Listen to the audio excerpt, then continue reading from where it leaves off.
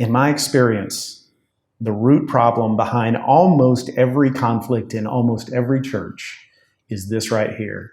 I need to be first. My opinions matter. My goals matter. Sometimes it's the pastor who decides, I need for people to listen to me. I need for people to do what I say. And anybody who even questions my authority or my opinion or my direction, well, they're an enemy and they need to be run off. And I've heard so many stories of pastors doing that.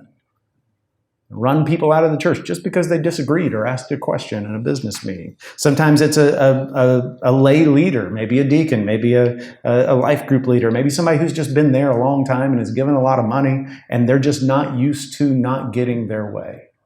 Maybe sometimes it's two people who get crossways with each other, two church members that just get angry with one another, and instead of saying, as God's people, we need to put our personal conflicts aside for the sake of the unity of the body of Christ. No, they act like little kids on a playground, and they get as many people on their side as they can, and they divide the church because of their own little petty quarrel. I have to be first. By the way, what I just said about that being the case for nearly every conflict I've ever seen in a church, that's also true in our other relationships.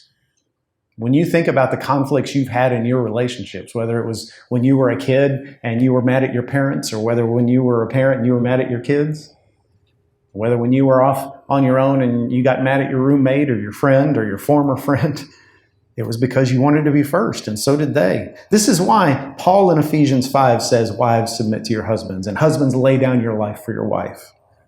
Both are ways of God saying, you don't come first. Every time you choose to come in first, you both end up last. I mean, it's why I'm told that at the 50th anniversary of this couple, some younger man walks up to the husband and said, do you have any advice on how to stay married 50 years? He said, yeah, never win a fight. And every time I tell that story, people laugh, but it's true. You shouldn't win fights with someone you love. That shouldn't be your goal.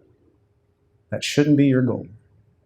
Because if you're trying to win, then somebody's got to lose. Love doesn't seek to win a fight. Love seeks the good of us both.